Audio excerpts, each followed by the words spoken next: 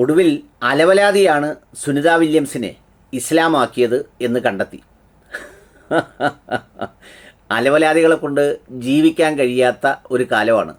അലവലാദികൾ എന്ന് പറയുമ്പോൾ സ്വന്തമായി മതമില്ല, ജാതിയില്ല, ഒന്നുമില്ല എന്ന് അവകാശപ്പെടുകയും എന്നാൽ ജാതിയിലും മതത്തിലും ഒക്കെ പെട്ടവരുടെ ആനുകൂല്യം കൊണ്ട് ജീവിക്കുകയും ചെയ്യുന്നവരെയാണ് ഈ അലവലാദികൾ എന്ന് വിളിക്കുക.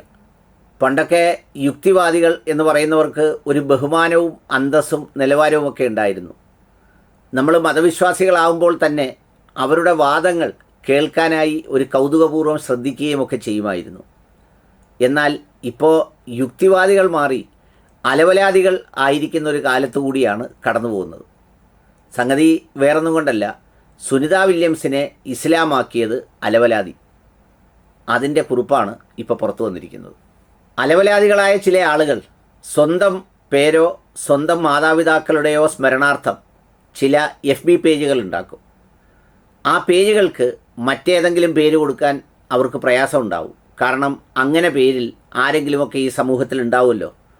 ഇനി അവരെന്തെങ്കിലും നിയമപ്രശ്നങ്ങൾ ഉണ്ടാക്കുകയോ അല്ലെങ്കിൽ ചിലപ്പോൾ അവരുടെ കയ്യിൽ കിട്ടിയാൽ അവരെന്തെങ്കിലും ഉപദ്രവിക്കുകയോ ഒക്കെ ചെയ്യുമെന്ന് ഭയന്ന് പിന്നെ സ്വന്തം മനസ്സിലും ചിന്തയിലും ഈ ജന്മത്തിലും പൂർവ്വജന്മ ബന്ധങ്ങളിലുമൊക്കെ യോജിക്കുന്ന പേരായ ചില പേരുകൾ കണ്ടെത്തും.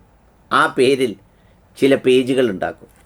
എന്നിട്ട് ആ പേജിലേക്ക് ചിലതങ്ങ് എഴുതി വിടും.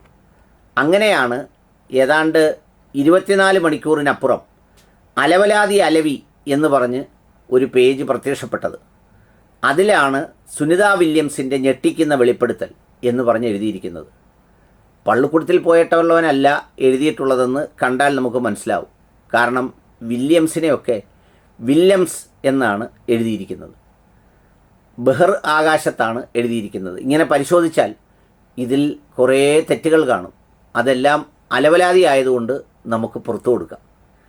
പിന്നെ താഴേക്ക് അലവലാതി ആയതുകൊണ്ടാണ് ബൈബിൾ വായിച്ചുകൊണ്ടിരുന്നപ്പോൾ ബോറടിച്ചുവെന്നും ആ ബോറടി മാറ്റാൻ വേണ്ടിയാണ് ഖുർആൻ തുറന്നതെന്നും ഒക്കെ പറയുന്നത് അലവലാദികൾക്കല്ലാതെ വേറെ ആർക്കും ചെയ്യാൻ കഴിയില്ല. അതുവേ ശൂന്യാകാശത്ത് വെച്ച്. അപ്പോൾ അങ്ങനെ ഇതെഴുതി ഉണ്ടാക്കി പടച്ച് ഇതങ്ങോട്ട് പോസ്റ്റ് ചെയ്യുകയാണ്. പോസ്റ്റ് ചെയ്യുമ്പോൾ എല്ലാ സമൂഹത്തിലും കുറച്ച് മനുഷ്യർ കാണുമല്ലോ ഇതിനെക്കുറിച്ചൊന്നും വലിയ ധാരണയില്ലാത്തവർ. അവരിപ്പോൾ ഇതിൽ മാത്രമല്ല, പണ്ടത്തെ കാലത്ത് നമ്മൾ ചില നോട്ടീസുകൾ ഇറങ്ങുമല്ലോ. ഞാൻ ഇന്ന ക്ഷേത്രത്തിൽ ചെന്നപ്പോൾ രാത്രി ഒരു സ്വപ്നം കണ്ടു, എൻ്റെ മുന്നിൽ ഭദ്രകാളി പ്രത്യക്ഷപ്പെട്ടു, അങ്ങനെയൊക്കെ പറഞ്ഞിട്ട് അവസാനം ഇത് 100 പേർക്ക് ഷെയർ ചെയ്ത് കൊടുത്താൽ അത് നിങ്ങളുടെ ഇന്ന കാര്യം സാധിക്കും എന്നൊക്കെ പറഞ്ഞ് പണ്ട് ഷെയർ ചെയ്ത് കൊടുക്കുകയും കോപ്പി എടുത്ത് കൊടുക്കുകയും ഒക്കെ ചെയ്യുന്നൊരു കാലം ഉണ്ടായിരുന്നു. ഇതുപോലെ തന്നെ മക്കത്തെ പള്ളിയിലെ കഥയും പറഞ്ഞും നോട്ടീസ് ഉണ്ടായിരുന്നു. അങ്ങനെയൊക്കെ ഉള്ള സംഗതികൾ കാണുമ്പോൾ അതിൽ ചാടി പിടിക്കുന്ന കുറച്ച് പേരുണ്ടാവും.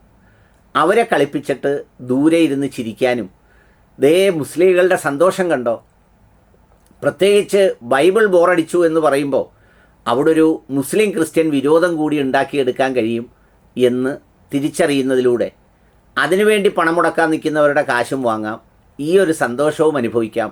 ആർക്ക്? ഈ അലവലാദികൾക്ക്. അതിനാണ് ഈ അലവലാതി പേജുകളിലൂടെ ഇത്തരം അലവലാതി തരങ്ങൾ കാണിക്കുന്നത്. ഇത്തരം കാര്യങ്ങൾ കാണുമ്പോൾ വളരെ ശ്രദ്ധാപൂർവം കൗതുകപൂർവം ചിരിച്ചുകൊണ്ട് ആസ്വദിച്ചു വേണം ഇതൊക്കെ വായിക്കാൻ. അല്ലാതെ ഇതൊക്കെ കേട്ട് പിരിമുറുകി അങ്ങനെയാകുന്നതിൽ ഒരർത്ഥവുമില്ല. നമ്മളെല്ലാ കാലത്തും എന്നും ജീവിച്ചിട്ടുള്ളത് അലവലാദികളോടൊപ്പമാണ്. അതുകൊണ്ട് അലവലാദികളില്ലാത്തൊരു ലോകം നമുക്ക് സ്വപ്നം കാണാൻ കഴിയില്ല. ആ അലവലാദികൾ ഉണ്ടാക്കുന്ന അലവലാതി തരങ്ങളെയും അതേ അലവലാതി ഭാവത്തോടുകൂടി എടുത്ത് നമ്മൾ ഈ സാധാരണ ചീഞ്ഞ് അളിഞ്ഞ സംഗതികൾ ഇടുന്ന കൊട്ടയിലേക്കിട്ട ശേഷം അതെടുത്ത് ദൂരേക്ക് കളഞ്ഞ് സന്തോഷമായി ജീവിക്കുകയാണ് വേണ്ടത്. അതുകൊണ്ട് അലവലാദികളെ അവരുടെ വഴിക്ക് വിട്ടേക്കുക.